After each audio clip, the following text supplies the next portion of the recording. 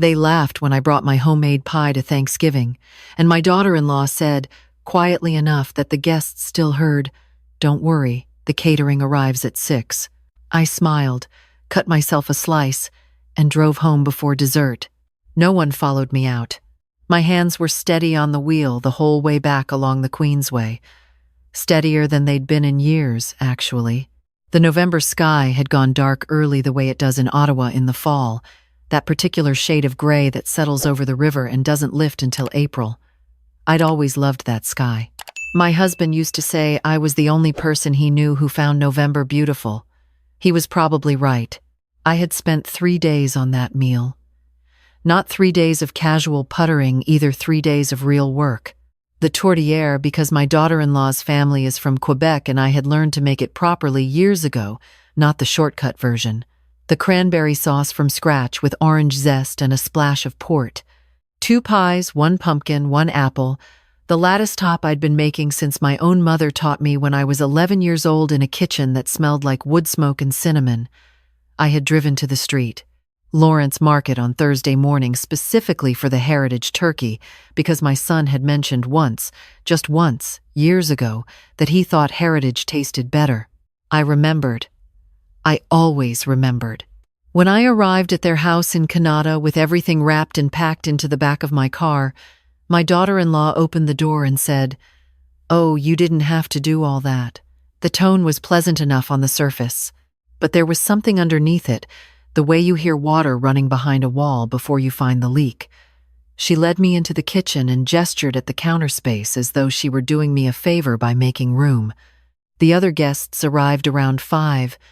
Her sister and brother-in-law, 2 colleagues of my son's from his firm, a couple I didn't know. They all brought wine. They all kissed cheeks and laughed about the cold. The kitchen filled up with noise and warmth, and I found myself moving around the edges of it, plating things, checking the oven, doing what I have always done.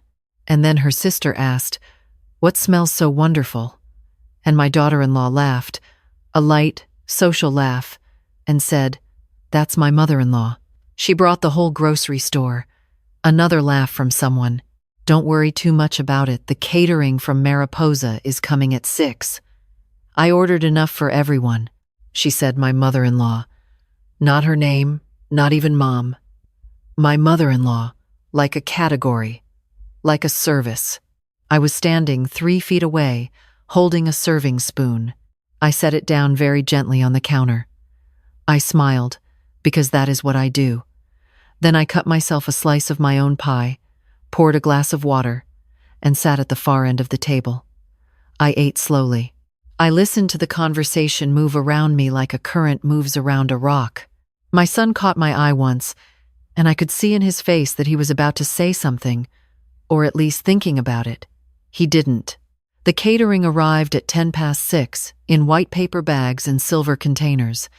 Everyone gathered around it the way people gather around a fire. I put on my coat while they were still unpacking containers. I found my son in the hallway and said I was heading home, that I was tired.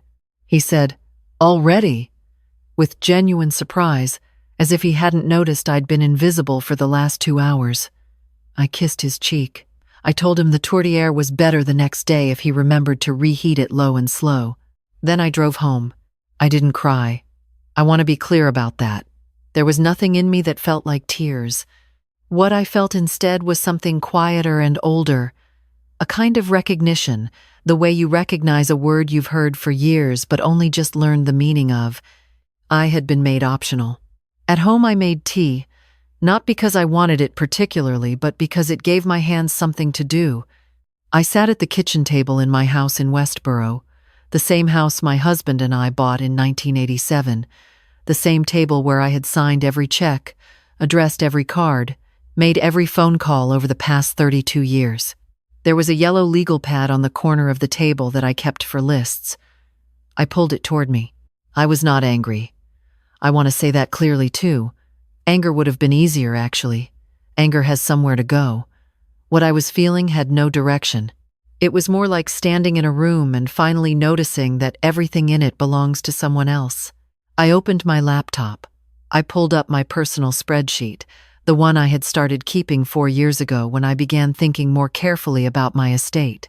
I had added to it steadily, going back through my records, bank statements, old email threads, the accordion folder in the bottom drawer of the filing cabinet. I looked at the total, $143,400 Canadian. That was what I had given my son and my daughter-in-law since they married 14 years ago.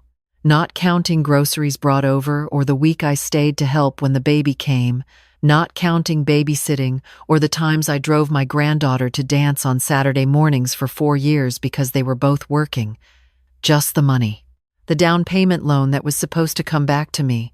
The renovation contribution because they said it would add value. The dental work my daughter-in-law needed when she was between jobs.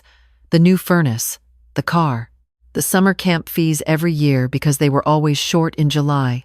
Always, every single July. I sat with that number for a long time.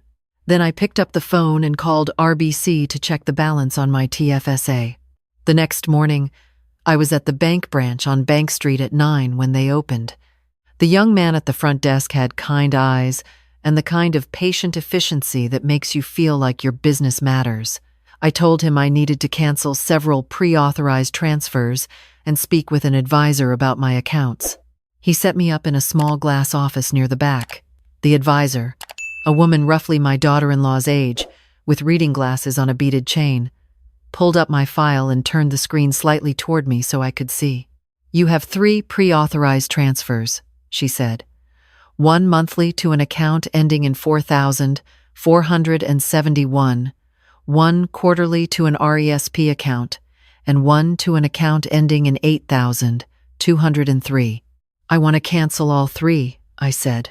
She paused, just briefly. "All 3? "Yes," she typed. She did not ask me to explain, and I appreciated that more than she knew. "I also want to revisit the banking authority on my accounts," I said. "I believe I added my son some years ago." She checked. "You have him listed as an authorized signer on your joint account and as a secondary contact on your investment account. I'd like to remove him from both." Another pause. A nod. More typing. She printed the forms, placed them in front of me one at a time, explained each one in plain language. I signed them carefully. I have always had neat handwriting. My mother believed penmanship reflected character. When I left the bank, the cold had lightened just slightly. That particular mid-morning brightness you get in Ottawa in November, when the sun is low but present. I sat in my car for a moment, before starting it. I had expected to feel guilty.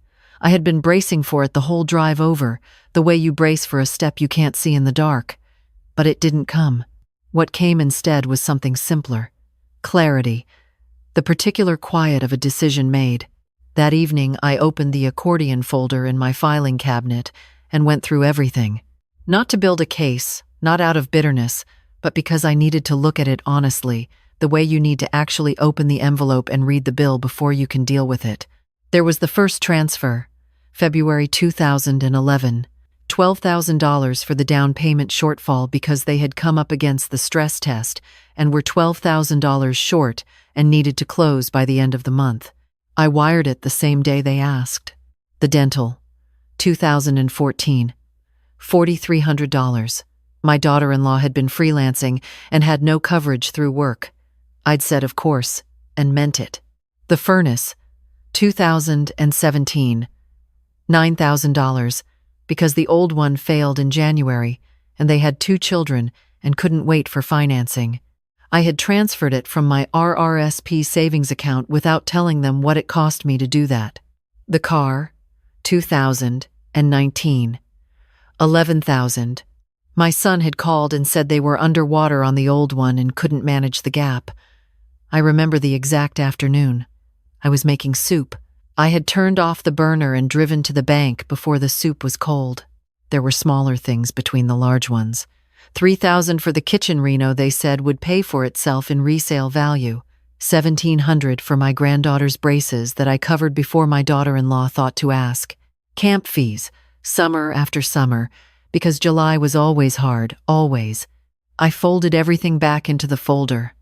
I labeled it with a single word, closed. I placed it in the bottom drawer. I made soup, real soup this time, the kind that takes the whole afternoon. Lentil and leek with a good ham bone from the market. The recipe I'd made every November for 30 years. My late husband used to say there was no better smell in the world than that soup on the stove. I thought of him while I stirred it. He had been gone for 6 years now. 6 years of managing everything alone, the house, the finances, the small frightening decisions that used to feel smaller when there was someone to talk them through with at the end of the day. I had not complained about this. I had adapted. I had, if I was honest, continued to give as though the giving might somehow fill the shape he had left. It hadn't. Of course it hadn't. But I hadn't known what else to do with the love. I ate the soup standing at the kitchen counter, looking out at the backyard where the bird feeder needed filling and the garden had gone gray and quiet for the winter. I had planted that garden the year we moved in. The hostas along the fence were his idea.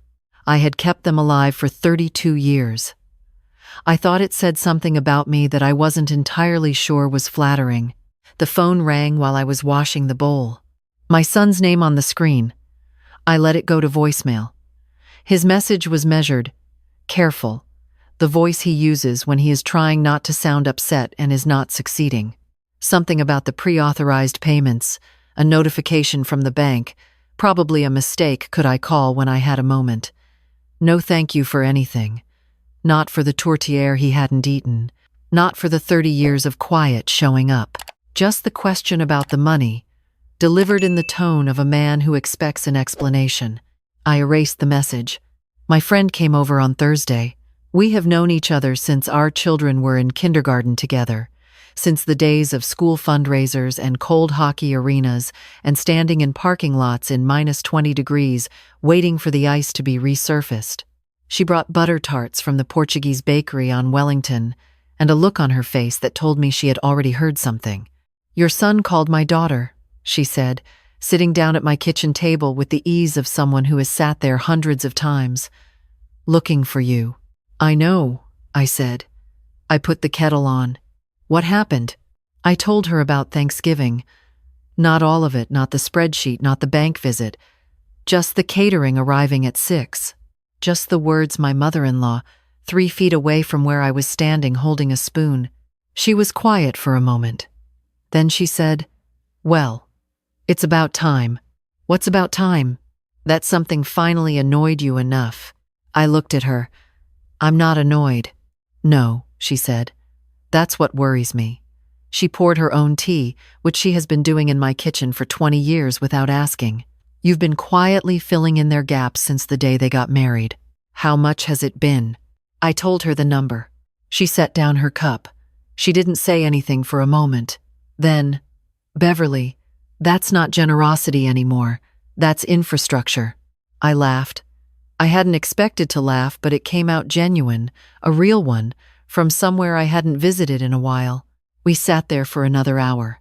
We talked about her sister who was selling her place in Victoria and moving to a condo, about the new restaurant on Richmond Road that neither of us had tried, about whether my knee would tolerate snowshoeing this winter.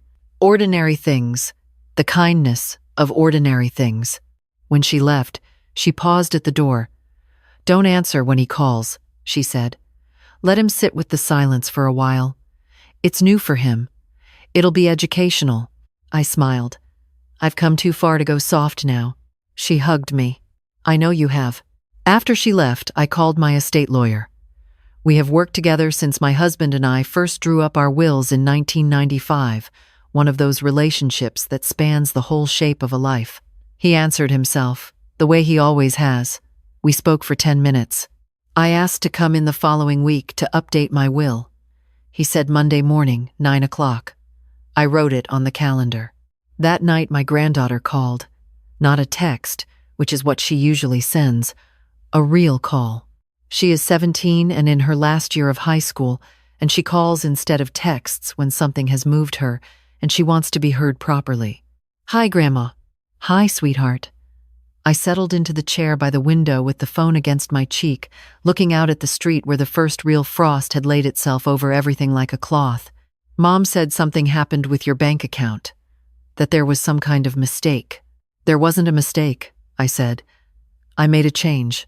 Silence on her end. Then, did something happen at Thanksgiving? You left early. I thought about how to answer. She is 17. She is also, of all of them, the one who sees things most clearly. She had brought me drawings since she was 5. Last birthday she had brought me a framed photograph she had taken herself, the backyard in early morning light with the frost on the hostas. She had noticed I kept looking at it. She noticed things. Your mom said something that told me it was time to stop waiting to be treated the way I deserved to be treated, I said. So I stopped waiting and started doing something about it instead. Another silence. Longer this time. I didn't know she said that. She didn't mean it cruelly, I said, and I meant it. She just forgot I was a person. People do that when you've been very reliable for a long time. That's not okay, though. No, I said, it isn't. Are you all right? I'm better than all right, I said. I'm honest, which is different. She came over on Saturday. She came the way she has always come, with a knock that is a question rather than an announcement, as though she is not quite sure she is welcome even after 17 years of being the only one who ever came just to visit, not to borrow or to drop off or to ask. She had her sketchbook under her arm and a paper bag with rugelach from the bakery on Elgin. We sat in the kitchen. She drew for a while at the table while I worked on the cross-stitch I had started and then abandoned 3 months ago. We didn't talk immediately. That has always been the particular comfort of her company. She fills silence the way good furniture fills a room, not loudly, just properly. After a while she said, "Dad's really upset. I know. He thinks you're punishing him. I know that too." She turned a page in her sketchbook. "Are you?" "No," I said. "I'm releasing myself. It feels similar from the outside, I imagine." She nodded slowly, the way she does when she is actually absorbing something rather than just waiting for her turn. "He said you changed the will." "I'm going to, yes. I have a meeting on Monday." She looked up then, those clear, careful eyes. "Can I ask who?" "You," I said. "And some organizations I believe in. The Ottawa Food Bank, the Library Foundation, a small bursary at my old high school for girls in science, which didn't exist when I was there and should have." She was quiet for a long moment. "Not Dad? Your father is 51 years old and a partner at a law firm," I said gently. "He'll be fine. I am not his plan B. I should never have been." She looked back down at her sketchbook. I could see her working through it. "He does love you," she said finally. He doesn't always see you as separate from what you do for him. Does that make sense?" "It makes perfect sense," I said. "That's exactly the problem." She stayed for 3 hours. When she left, she hugged me at the door for a long time. The real kind. Both arms. No hurry. "I don't want money," she said quietly into my shoulder. "I just want to keep coming over." "You will always be able to come over," I said. "That has nothing to do with any of it." She walked down the porch steps into the cold afternoon, her red coat bright against the gray street, and I stood in the doorway watching until she turned the corner. The Monday meeting with my lawyer was businesslike and unhurried. We went through the existing will, line by line. My son was listed as primary beneficiary and executor. His wife was secondary. My granddaughter received a small education fund. I changed it. My granddaughter received the bulk of the estate outright at 25, with access to education funds immediately. The house, once sold, would contribute to the bursary endowment. My son received the piece I had specifically set aside years ago, a modest amount that reflected what I had meant him to have before the dynamic between us had shifted so far. Not nothing, not cruel, but no longer the default recipient of everything I had built. "You're sure?" my lawyer said. He has known me long enough to ask it without making it feel like a challenge. "Completely," I said. I signed. He witnessed. We shook hands at the door. He said I looked well. I told him I felt it. The letter from my son arrived on Thursday. Not an email, a physical letter, which surprised me. He had taken the time to write it out by hand, which also surprised me, and which moved me slightly, even as the words themselves did not. He wrote that he didn't understand what was happening, that he felt blindsided, that if he had said or done something to upset me, he genuinely didn't know what it was and wished I would tell him. He wrote that he thought of me as the foundation of the family, that I had always been the person they could count on, and that to have that suddenly taken away without warning felt, and here was the word that stayed with me, destabilizing, the foundation of the family. I sat with that phrase. I thought about what a foundation actually is: poured concrete, load-bearing, invisible once the house is built, necessary, yes, but not thanked, not considered, not asked how it is doing, just relied upon, quietly, continuously, without acknowledgement. I was not angry reading his letter. I was sad, a little, and clear. I wrote back. I told him that I loved him, and that this was not a punishment. I told him I had spent 14 years being the foundation he described, and that foundations, if they are never inspected, eventually crack. I told him the $143,000 was not the point, though I hoped he would sit with that number for a while and let it be real.